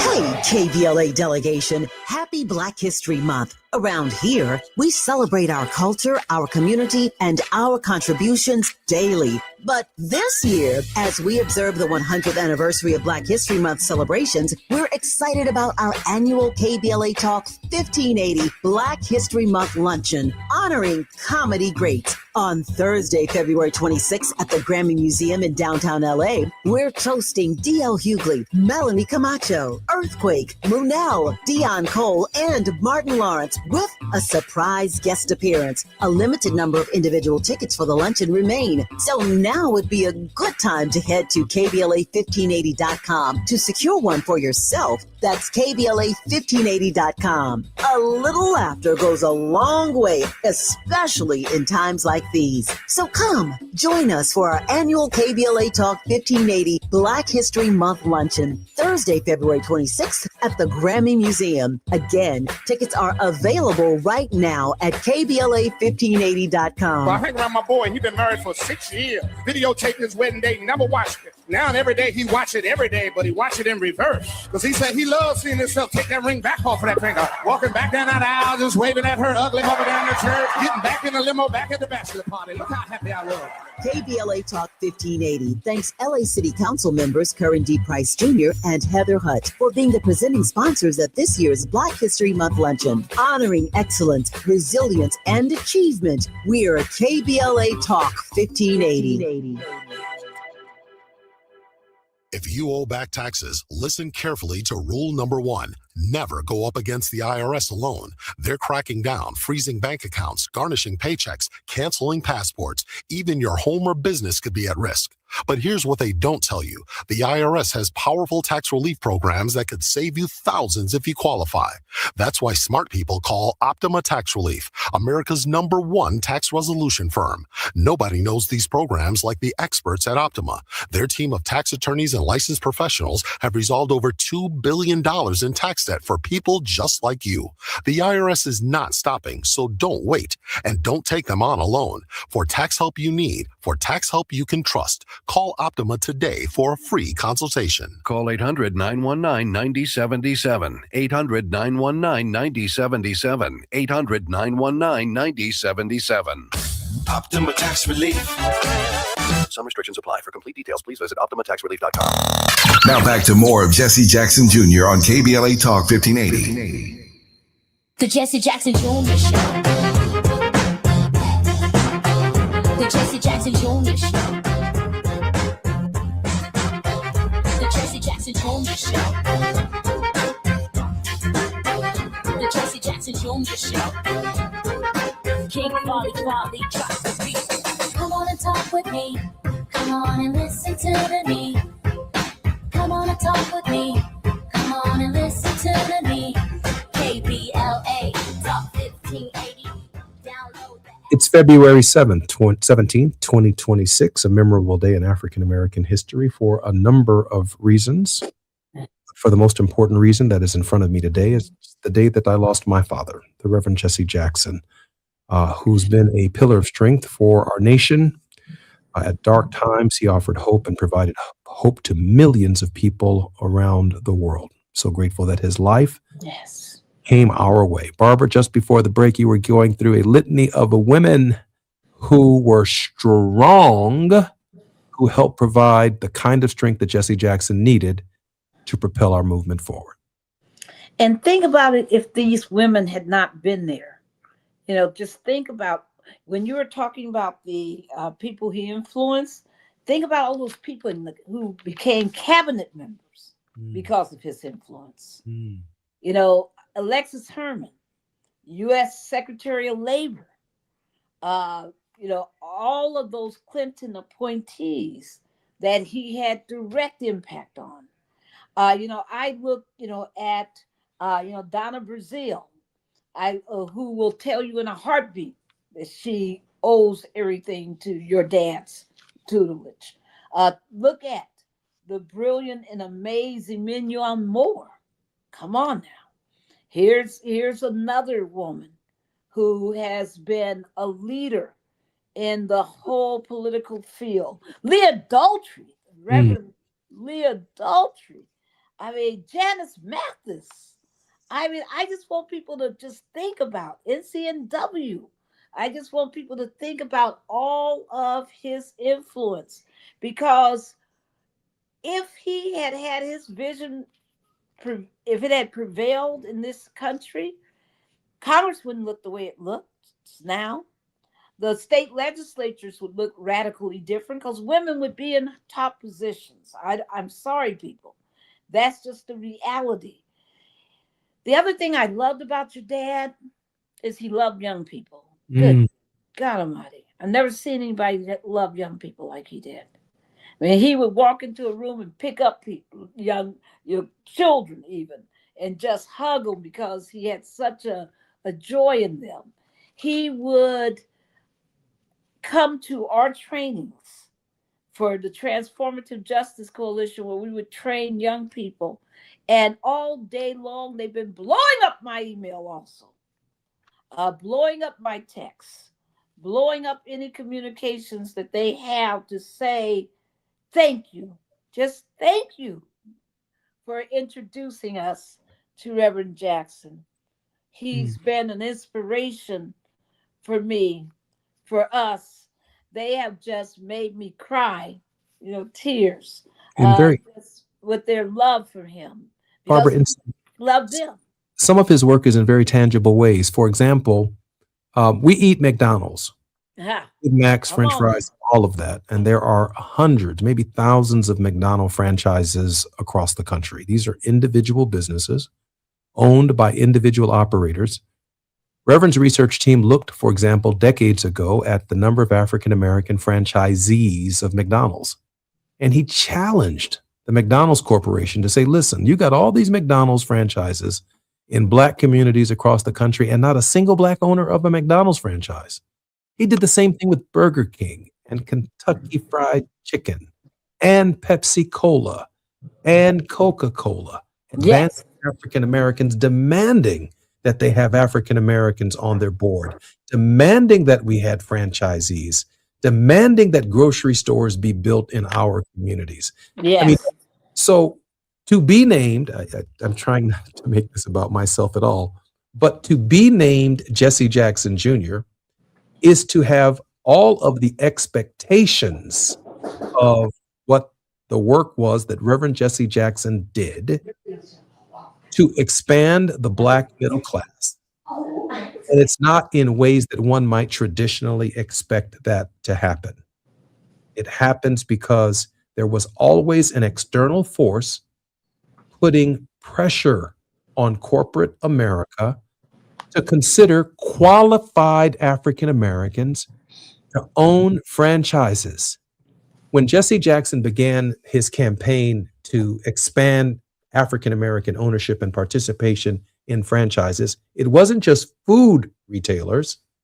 He also demanded that Ford, big car manufacturer, consider qualified African Americans to be Ford operators and dealers.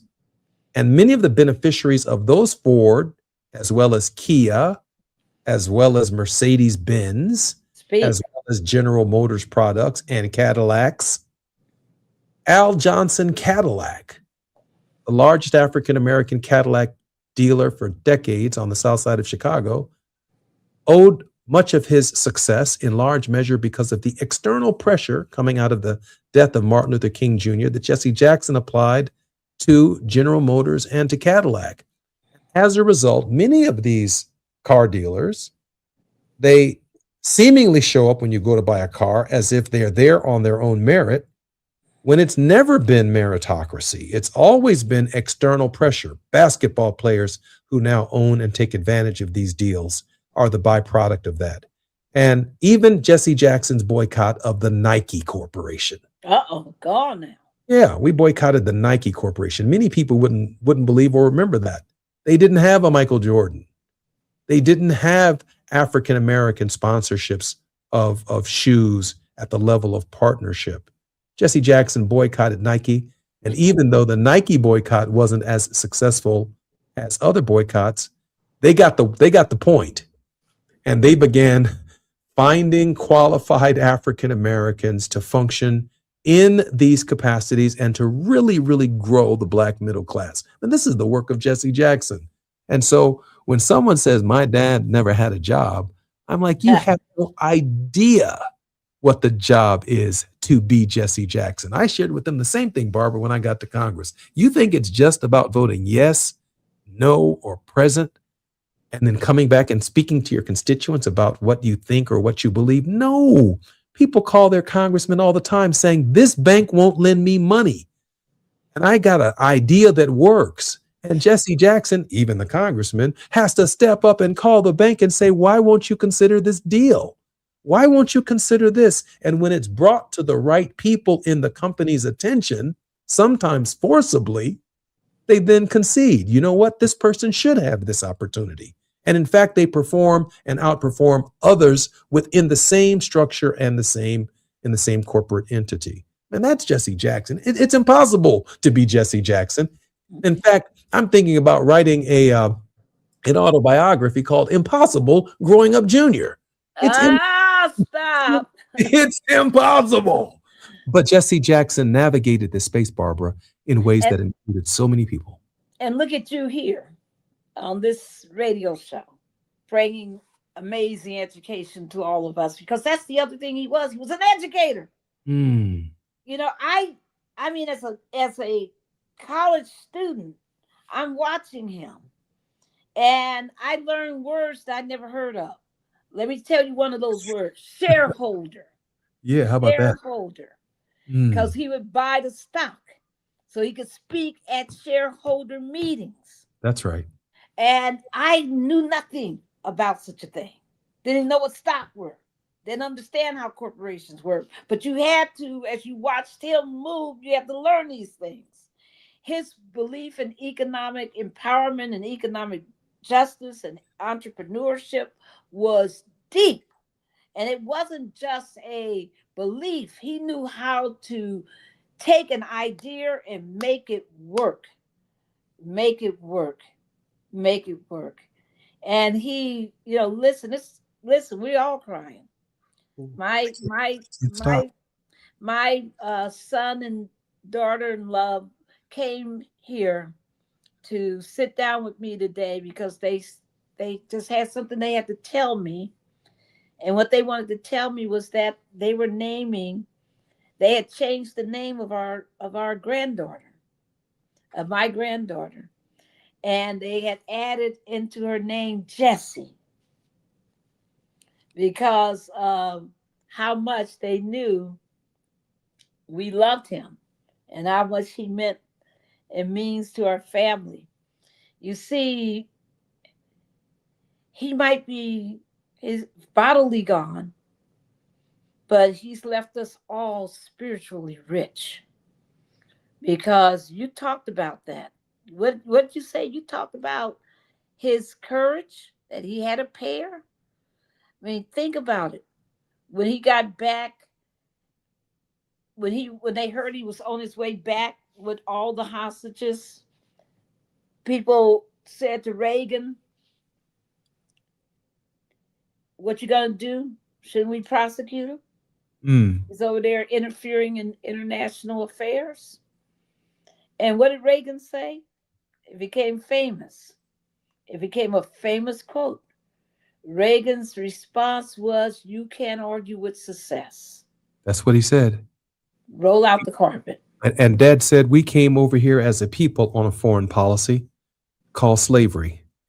So I'm engaged in foreign policy from the moment I came and my ancestors came to this country, and I have a right to engage foreign policy. This is a tough day for me on KBLA Talk 1580 this morning. I heard my father take his last breath. I cleaned his body along with my siblings. We then packaged him and wrapped him carefully. Lord Jesus. Removed him from his apartment. Yes, I Lord. loaded him into a hearse at 3 o'clock this morning. Lord have mercy. Dropped him off at a funeral home. Lord have mercy. My boss, Tavis Smiley, was going to give me the day off, and I really appreciated it. But I decided to come and share with you all what it's like to mourn, what it's like to struggle, but what it's like to be grateful also. Dad brought hundreds of people home from overseas, and Dad would often say, you know, they never sent me a Christmas card, not one family. Nobody ever sent me a Christmas card to say thank you. I hope when the details of my father's services become available, I hope people whose lives have been touched by the Reverend Jesse Jackson will do me a favor. Just come by for a few moments and say thank you. Thank you for your sacrifice. Barbara, he sacrificed a lot for us. He did. Loving hands. Loving hands. That's what you did for him this morning. I mean, that's our people when they leave, they want to know that loving hands are there, taking care of their bodies. Loving hands are there, praying over their bodies. Loving hands are there, saying that we'll never let you be forgotten. Loving hands are there, saying your grandchildren will know you, and your great grands will know you. I mean, that's what we want. It's just, human beings on this earth. We want loving hands in our lives. And you and your brothers and your sisters, your mom, loving hands. And that's what's going to get us all through, all of us through. I'm grateful for him because he had loving hands, right? And he just decided that he just loved people and that he would make sure that their lives were better. I mean, Jesse, he took me to places in Arkansas I never heard of, don't remember, because they were hamlets and places. How did he find these people to take and comfort them? But he fought for them and he comforted them. There was nobody. Some people only do things for the high and mighty. He did things for the forgotten, the dismissed, the people, because to him, he really meant it. When he said, I am somebody, he meant everybody is somebody. And your dad, amazing. I'll never forget him in Brunswick, Georgia. Barely able to walk, but determined to lead the march for justice for Ahmaud Arbery, for the young man who was slain for jogging while black. Those people are poor people. They don't have money. He didn't do that for money. He did that because he loved them. And you know what he told them that he wanted from them? I'll tell you what he did want. Some good cooking. He loved the fact that they were amazing cooks, the family. And that's all he wanted, was a good meal. Barbara, I'm so grateful that that you honored my dad. I'm so grateful that you spent time with my dad, that you helped nurture him, that you helped instruct him, that you helped show him that even on days when he was tired, that we had to continue the fight. I'm Jesse Jackson Jr. It's Tenacious Tuesdays with the president of the Transformative Justice Coalition, one of the great friends of Jesse Jackson. More when we come forward on KBLA Talk 1580. It's afternoon drive time with Jesse Jackson Jr. Only on KBLA Talk 1580.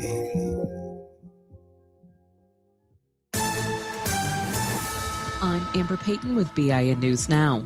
Civil rights leader Reverend Jesse Jackson has died at 84. His son, Illinois Congressman Jonathan Jackson, says his father never gave up on him and lived each day fully. I'm grateful to God for the time he's given us together. Thank you for the meaning of his life. Jackson passed away surrounded by family after battling a rare form of Parkinson's disease. President Trump is blaming Maryland's Black Governor Wes Moore and other Democrats for a major wastewater spill in the Potomac River after a sewer line collapsed in Montgomery County. Trump called it an ecological disaster and said FEMA will help with cleanup. Governor Moore's office pushed back, saying the federal government has long been responsible for that pipe. And the executive director of the Major League Baseball Players Association, Tony Clark, is stepping down after more than a decade in the role.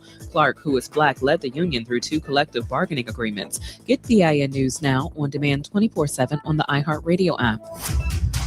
Head to Waba Grill weekdays after 3 p.m. for their $5 happy hour and try their new Chili Crisp dumplings. Bold, crunchy, and tossed in a fiery crisp paired with a premium Waba beverage drink like their authentic Thai tea. Get both for just $5 only at Waba Grill. It's for you. Escape the confines of the city for the expansive beauty of the Santa Ynez Valley with a short 2-hour drive up the coast. Let Chumash Casino Resort be your destination getaway.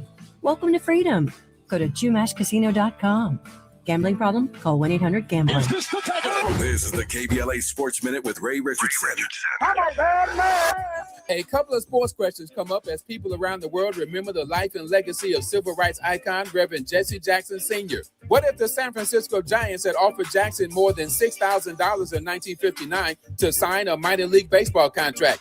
Jackson was a standout pitcher at Sterling High School in Greenville, South Carolina. What if the University of Illinois had given Jackson a fair chance to play quarterback? At 6'4", Jackson had the size and skills to earn a full scholarship from the Big Ten Conference school. Jackson stayed at Illinois just 1 year. He transferred in 1960 to HBCU North Carolina A&T. Jackson led A&T to the CIAA championship in 1964, but it was at North Carolina A&T where Jackson's focus shifted away from sports. Today, we can thank the San Francisco Giants and the University of Illinois for sending Jackson into a much more valuable direction.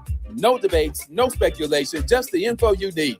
That's your KBLA Sports Minute. I'm Ray Richardson on KBLA Talk 1580.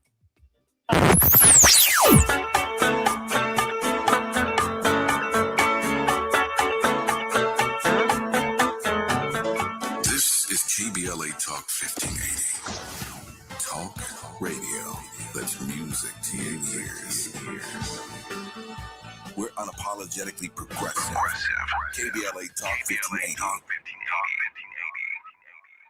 We interrupt our program to bring you this important message. Hi, I'm Tavish Smiley, and I have some news. The room is full. Our founding members cohort on the Art of Conversation has begun, and I could not be more energized by the professionals who said yes to mastering the craft. Their dedication to curating great conversations reminds me why I do this work. Now, if you wanted to join us and did not make it in time, I want you to hear this. The next cohort is coming. I do not have the firm dates yet, but I do have a waiting list. And everyone on that list will receive early access and special discounts when enrollment opens. After almost 40 years of interviewing world leaders and cultural icons, I am teaching everything I know. Don't miss your chance to be in the next room. Go to TavishTalks.com and get on the waiting list right now. That's TavishTalks.com. The conversation continues. Will you be part of it? Yeah, man. KBLA Talk 1580, connecting you with the world. African Focus Incorporated is a community-based organization whose mission is to bring Africans and African Americans together, lead charitable initiatives on the motherland, and educate people from all walks of life on the beauty, legacy, and opportunity of Africa's 54 nations. And it's that time once again when African Focus is teaming up with KBLA Talk 1580 for our 8th annual African Focus Trailblazers Tour. Travel with us in 2026 when we're headed to the southern African nations of Zambia and Botswana for a historical, cultural, and vacation tour led by me, Dominique DePrima, Cultural Ambassador for African Focus Incorporated. Enjoy luxurious accommodations, conscious fellow travelers, shopping, adventures, cultural tours, wildlife safaris, and a giant waterfall, one of the world's 7 wonders, along with a chance to be of service at an orphanage on the continent. Become an AFI trailblazer by exploring the motherland with a nonprofit organization that has members in Africa and America to help roll out the red carpet for you, and together we'll make a difference and have fun doing it. For more information, visit africanfocus.org or call 310-676-7300. That's 310-676-7300 or africanfocus.org. Whether it's stateside or exploring the diaspora, we're with you every step of the way. African Focus and KBLA Talk 1580. Come go with us. You're listening to Jesse Jackson Jr. on KBLA Talk 1580. The Jesse Jackson Jr. Show. The Jesse Jackson Jr. Show. The Jesse Jackson Jr. Show. The Jesse Jackson Jr. Show. King Volley, drop the beat. Come on and talk with me. Come on and listen to the me. Come on and talk with me. Come on and listen to the me. KBLA Talk 1580. Download the app.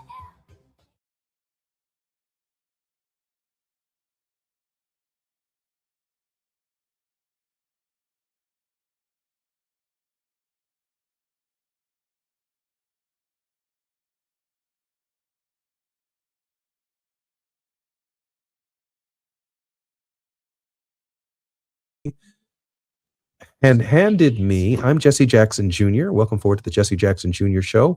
My neighbors just walked into my home and handed me a wonderful card and expressed his condolences from my father. And so the outpouring of people saying thank you, saying they're so grateful for the life of Jesse Jackson. That's all we're asking. That's all I'm asking. And maybe I don't believe I'm asking too much. When the funeral services are made available, say thank you to Jesse Jackson. Not a perfect servant, but a public servant. And none of us are perfect servants. We're all just public servants trying to do our best against the odds. And I am particularly grateful in this hour that one of my father's best friends, Barbara Arnwine, who has been such a major contributing host on our show. She travels the entire country, not only on behalf of our show, but on behalf of the Transformative Justice Coalition. But we've seen her at the Supreme Court. We've seen her in the Congress. We've seen her in state legislatures. We've seen her raising hell. We've seen her at No King's Day. Barbara, welcome forward to the show. Tell us a little bit more about your friend, Jesse Jackson. He taught me to be bold, bold, bold. You know, I am by nature kind of tenacious, as you said, and by nature a little bit, strong-willed. And that's always, people have always responded to that negatively. Trying to tamp it down, dampen it. Don't, be more silent. Don't fuss so much. Don't fight so hard. Your dad was the exact opposite. He was like, baby girl, I love that. Come on now. He called himself, people called him the country preacher. He called himself, I'm just a country boy. Right. So he said, you don't know what I'm running for because you don't know what I'm running from. Right. So when you understand what my dad ran from, then everything else was on this side of the River Jordan. He was in high heaven, wasn't he, Barbara? I mean, and that's what people don't understand. He loved being bold. He loved taking it to people. When that attorney down in Brunswick said, I don't want no pastors coming to this courtroom like Jesse Jackson. I don't want any of those. He got under his skin, didn't he? He said, I'm coming. He said, I'm coming. I'm bringing a whole lot of other people with me. That's how your dad responded. He didn't go, ooh, I should be worried about them down there in that KK clan country. And how could I go down there and make them mad? He was like, I'm coming. Let them know I'm on my way and I'm bringing my posse with me. And I tell people all the time, Barbara, that the best tradition, for example, of Jesse Jackson, when you see it in a Tavis Smiley, when he challenges the Altadena fires and how it was created, yes, and we get our fair share. Man, that's all Jesse Jackson right there. And when you see Jamal Bryant, a third my father's age, saying, hey, we're going to take on Target. We're going to take on the big boy. Yes, come on now. That's Jesse Jackson right there. That's his tradition. And that's what he wants us to do in this moment. He wants us to follow in that tradition. I'm so proud of Daryl Jones. Absolutely. Cameron Barnes and all the people who are right now, they're sending me these pictures because they are getting out the vote in Houston, Texas. Your dad's #1 concern center about voting. They're there and they're working, and we're nonpartisan. Nobody's paying us for any party, any candidate to do this. I'm so grateful that we had him to inspire us. Because one thing we know, the last time, I think back about your dad. I'm just thinking back about him at No Kings. I'm thinking about your dad at John Lewis Good Trouble Lives On. He couldn't, Daryl's, I think, trying to get in. He couldn't walk, he couldn't talk, but he was there because he knew his presence was inspirational. And every time anybody mentioned that he was there, somebody would say, he announced his name, the whole crowd would just roar. and when he got out there in that wheelchair with 70,000 people, come on, your dad, it wasn't about being seen. He was there because he knew his presence would give people inspiration. A symbol of hope. Right. Thank A you. symbol of hope. Just walking personified hope. And Yes. you can't ask for anything more than that. I mean, I think that is ministry. And let me share with you something very quickly. You know, Dad did Please. not have a church in Chicago that per se preached on Sunday. He was a preacher. He's a very good preacher. Aretha Franklin said he was one of the top 5 preachers in the tradition. She named C.L. Franklin her father. She named Jasper Williams. She named the Reverend Donald Parsons, and she put Jesse Jackson right in there. And so, you know, grateful to his good friend, Aretha Franklin and Roberta Flack. Oh, yes. So many others, Whitney Houston, Michael Oh, yes. Jackson. Dad brought the Victory Tour together. The brothers weren't sleeping. They all came to the meeting with their own lawyers, demanding the same amount of money that Michael makes. Oh, my goodness. Listen, this family has been blessed by everyone on earth. And I need to have a meeting with you all. These are the Jacksons. Have a meeting with you all without all these lawyers. And let's go back to when we first met in 1972. And that took them right back to 1972, and they produced one of the great tours in the history of modern music, the Jacksons Victory Tour. That was Jesse Jackson.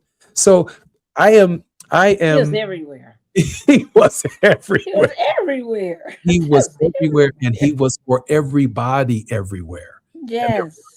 There was no movement. There was no person who was left behind that Jesse Jackson didn't reach out to and demand fairness for them, regardless of their race, sex, or class. Yes, he was from our community, but Jesse Jackson saw the entire fabric of the American quilt, and he tried to sew it together and keep it together in the form of a rainbow coalition. Barbara? You know, he would walk down the street and people would just utterly almost faint to see him. And they would run up to him and say, sign this, sign anything. They just wanted his signature. They just wanted a picture with him. They just, you went through this. And I'm gonna admit, I acted up one time because I was in the courthouse in Brunswick, and one of those evil defendant's attorneys on the other side who had been talking all that trash about Reverend Jackson came up to him because he wanted a picture. And I was mad, but your dad was gracious. He took that picture and I walked out the door. I'm going to tell you the truth. And I walked out the door because I was so mad about it. But your dad took that picture and he made me realize something, that, we determine the value of what happens in our lives. It's not, what external forces are that's looking at what's happening. He made that decision that that's the way he wanted to behave in that moment. And I think he also realized that it wasn't a get over moment for the other side, that it was actually a reckoning moment, that they're going to have to look at themselves and think about what they did. And sure enough, God took care of that, because the next time we're in court, that attorney who raised all that hell is on the chopping block. He's the one who's trying to defend himself, defend his actions for, just his bad practice at that moment. And it was so important that to see that, that God says justice is mine, right? Vengeance is mine. And that he is a God of justice, and your dad was a man of justice. I'm Jesse Jackson. I'm Jesse Jackson Jr., listening to the Jesse Jackson Jr. Show, along with the Transformative Justice Coalition's president. More when we come forward on the great Jesse Jackson, when we come forward. While you're stuck in traffic, we can at least bring you up to speed on the news of the day. You're listening to Jesse Jackson Jr. only on KBLA Talk 1580.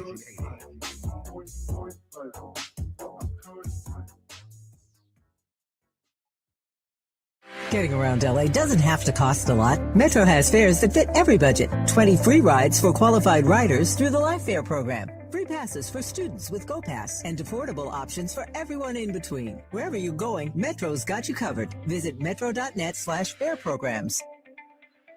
Protect yourself from Medicare card scams. Scammers may call, email, or even knock on your door claiming they need your Medicare info, asking for money, or threatening to cancel your benefits. Don't fall for it. It's a scam. Remember, Medicare doesn't need to verify your information. They already have it. Medicare won't charge you for a new card and will never threaten to cancel benefits. Check your Medicare statements for suspicious charges and report scams to the California Senior Medicare Patrol at 1-855-613-7080. We're here to help. This is the story of the one. As the purchasing manager at a manufacturing plant, she knows the only thing more important than having the right safety gear is having it there when you need it. That's why she partners with Grainger for auto reordering, so her team members can count on her to have cut-resistant gloves on hand, and each shift can run safely and efficiently. Call 1-800-GRAINGER, click Grainger.com, or just stop by. Grainger, for the ones who get it done. As a mom, comforting my family is what I do best. Vicks VapoStick provides soothing, non-medicated Vicks vapors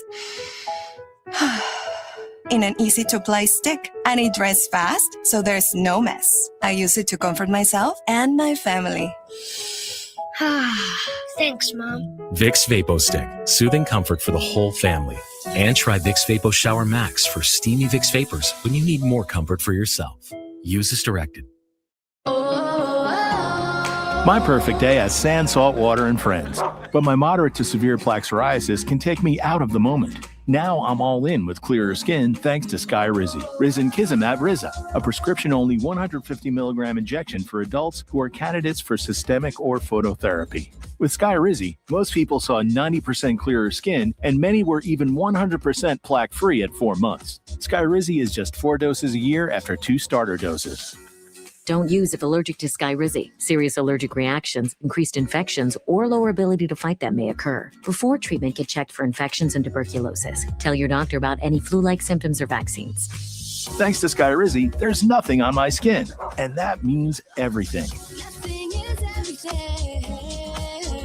Ask your doctor about Skyrizi, the #1 dermatologist-prescribed biologic in psoriasis. Visit Skyrizi.com or call 1-866-SKYRIZI to learn more. KBLA Talk 1580. We've got a lot to talk about. Imagine a Los Angeles where everyone can thrive, where communities have access to the resources they need to succeed. That's the vision of Detours Mentoring Group, Inc.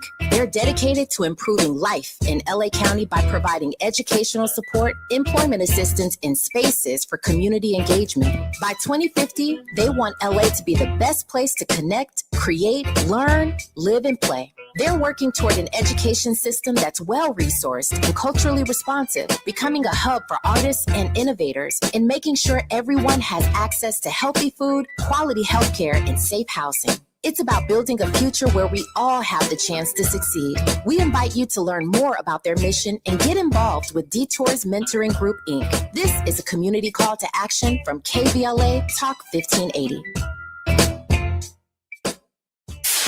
KBLA Talk 1580. We've got a lot to talk about. KBLA Talk 1580 reminds you that we keep us safe. Every girl deserves a chance to shine. That's the belief behind Forgiving for Living, Inc. Since 1999, this organization has been empowering at-risk girls ages 13 to 18, helping them overcome behavioral and mental health challenges. Founder Wendy Gladney's personal journey inspired the mission to give girls hope and purpose through the power of forgiveness. Through their ambassador program, workshops, and annual conference, Forgiving for Living has touched over 3,000 young lives, providing mentoring, life skills, training, and tools for building self-esteem and confidence. You can make a difference. Visit forgivingforliving.org to donate, volunteer, become a mentor, or find help for a young girl in need. Forgiving for Living, Inc., building brighter futures for young girls. Visit forgivingforliving.org today. This is a community call to action from KBLA Talk 1580.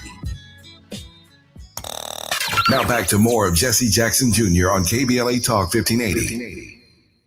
The Jesse Jackson Jr. Show. The Jesse Jackson Jr. Show. The Jesse Jackson Jr. Show. The Jesse Jackson Jr. Show. King Polly Polly drops the beat. Come on and talk with me. Come on and listen to me. Come on and talk with me. Come on and listen to me. KBLA Talk 1580. Download the app. I'm Jesse Jackson Jr. Welcome forward to the Jesse Jackson Jr. Show, February 17th, 2026, a day that I will have to live with for the rest of my life. This is the day that my father, an African-American history maker, an American history maker, a global citizen, made his transition to be with God. So grateful for his life, so grateful for his work. I've tried, Barbara, all of my life to look at my father as objectively as I could, but I couldn't do it without being subjective. I accepted all of the great things that my dad did. I also accepted his own personal challenges and had to deal with my own. And I am just so grateful that the example he set for me was nothing short of fantastic. My dad, when I dropped him off at the funeral home this morning, just 3 hours after he had passed, I asked the Leak family, to whom I owe a tremendous debt of gratitude for the care and concern that they've shown to our family for more than 60 years. My Lord. If I could take him the last mile of the way. And I wheeled him into a very, very cold cooler. Mm. And I told Spencer when I left him there, I said that my dad would not want to be alone. Yes. Yeah. Yes. Loved people. And I was asking him if I could just stay at the funeral home with him today. And every day until we have to say our final goodbyes. Yes. Because Dad wasn't the kind of guy that liked to be alone. He wanted community and he wanted to be around other people. And so he gave his whole life and his whole being to what we were about. And I thought he did it so well, so articulately, so clearly. He gave us hope. And the names and faces of so many nameless and faceless people have benefited from his work. Barbara, I know we're closing our show now. I'm going to leave these last 6 or so minutes of our show for your final word of hope, celebrating and honoring the life of the great Jesse Jackson. Your dad was blessed to have you as a son. He was blessed to have you as his son. I mean, he was blessed. I mean, what a blessed man. You and just, all the inspiration. He would talk about your theories and about your writings. He loved you. He loved Jonathan. He loved Yusef. He loved Santita. Oh my God, his songbird. He loved, Jacqueline. He loved Ashley. He loved his children. And he knew that in each of you, he could see himself reflected. So much so, when I look at all of you, that beautiful bouquet, I just see him. I see him in so many ways, and your mom, of course. And I'm just so moved that he gave this world not only his life work, but he gave this world, he seeded it with his beautiful children. And for you to want to be there every day to just say to his spirit, to the body, just to say, Dad, you're remembered until we let you go and you're in the ground, until you're gone, their body is put away. I'm here. And he knows that. He knows that. He knows you're there. I mean, he's listening right now and going, tell him about this. Barbara, let me tell you something. Tell me more about my big ones. Come on, tell him. Dad used to say that funerals are not for the dearly departed. Right. He said funerals are for the living. He believed that. He said that the guest at the funeral, the primary person to who has pulled us all together, has done what we couldn't do ourselves. He pulled us together. Right. So Dad said, and I want everyone to understand this before they start talking and all kind of mess. Dad said he wants everybody to come to his funeral. Amen. He wants the Democrats. He wants the Republicans. That's he wants him. the naysayers. He That's wants him. the blacks. the whites, the Jews, the Muslims. He wants everybody at his funeral because he was a citizen of that world. And if it's the last time all of these people gather, he wanted them to gather for him. Yeah. And he made it crystal clear to all of us. He made it clear that the same meeting will never take place again. No two funerals, he said, are on earth are the same. The same people that come to his funeral won't be coming to mine. Nope. Same people that are coming to yours won't be coming to anyone else's. Hmm. Each of us are uniquely tied to different people. And Dad understood that. Yes. My dad has opened his funeral up to every living soul. Yes, some of whom we might even disagree with. Interestingly enough, on a slightly different subject, the President of the United States tweeted today that Jesse Jackson, a friend of his, was a force of nature. Now imagine that.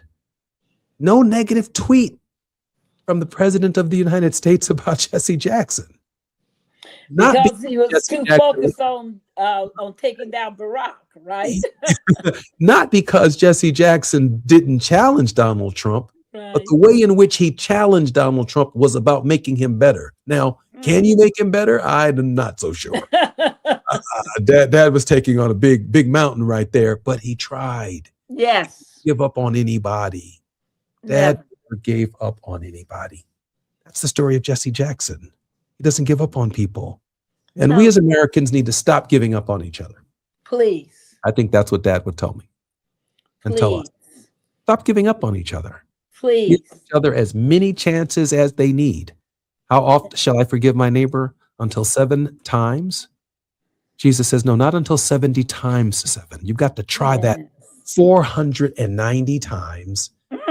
You forgive that much, forgiveness becomes part of the very structure of who you are. Yes. My mother has been a soldier with so much courage. She loved her best friend until the end. She was his partner, and he was hers for more than 64 years. Barbara, thank you very much for being a friend of my dad's. Thank you for allowing me to be there with him and for sharing him and for being a friend of mine. Your dad's legacy is amazing. We will be talking. My show today paid tribute to him, and at the very end, people were singing your mom's praises. Tonight, I'm gonna, and not too long after this show, I'll be on Roland Martin, who's doing a special tribute to your dad tonight. People, fight for justice. I'm Jesse Jackson Jr. You're listening to the Jesse Jackson Jr. Show. Our very special guest has been Barbara Arnwine, one of the best friends of the Reverend Jesse Jackson. Please keep Mrs. Jackson and our family in your prayers. More when we come forward on KBLA Talk 1580. KBLA 1580 Santa Monica.